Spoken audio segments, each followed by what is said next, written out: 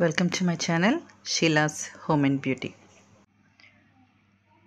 ఈరోజు నేను పచ్చి రొయ్యలు జీడిపప్పు కర్రీ ఏ విధంగా ప్రిపేర్ చేసుకోవాలో చూపిస్తాను.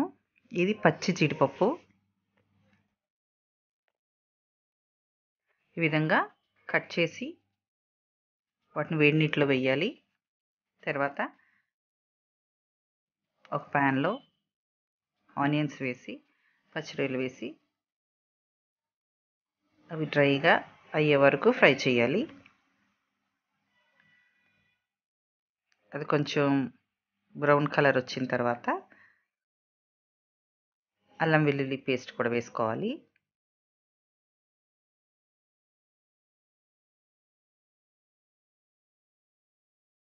అంటే ఒక 3 ఆనియన్స్ తీసుకున్నాను.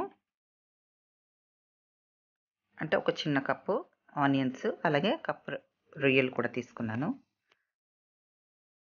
కొద్దిగా సాల్ట్, అల్లం వెల్లుల్లి పేస్ట్ వేసి బాగా ఫ్రై అయిన తర్వాత కొంచెం పసుపు వేయాలి. అలాగే కారం కూడా ఒక స్పూన్ వేసాను. స్పూన్నర వేసుకుంటే బాగుంటుంది, ఎందుకంటే జీడిపప్పు కొంచెం స్వీట్గా ఉంటుంది కదా. అంతా ఒకసారి కలుపుకొని వాటర్ పోసుకోవాలి.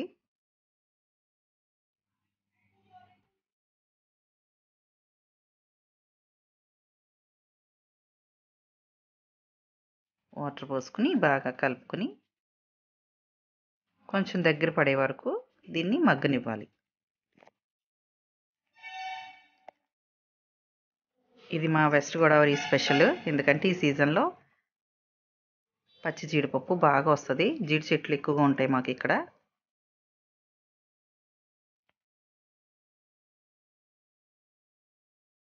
ఈ విధంగా కడుక్కొని శుభ్రంగా చేసి పెట్టుకున్నాను. దానిపైన పొట్టు కూడా తీసేసుకుని పెట్టుకున్నాను.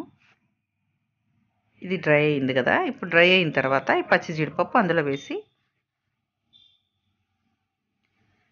ఇది 1 కిలో జీడిపప్పు తీసుకున్నాను.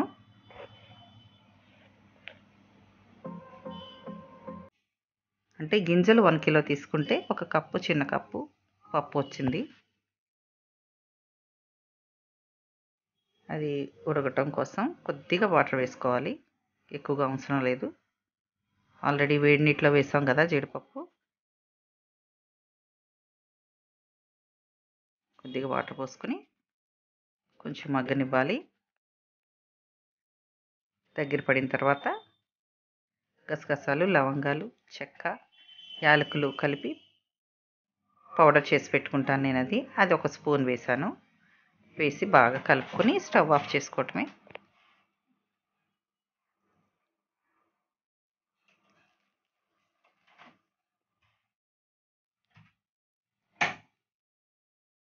ఇప్పుడు జీడిపప్పు పచ్చి రొయ్యల కర్రీ ప్రిపేర్ అయిపోయింది. డిష్ అవుట్ చేసుకొని సర్వ్ చేసుకోవటమే. ఇది చాలా టేస్టీగా ఉంటుంది.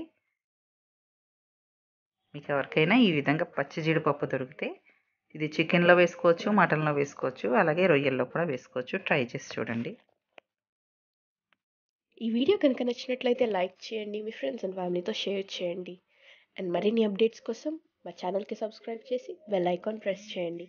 Thanks for watching.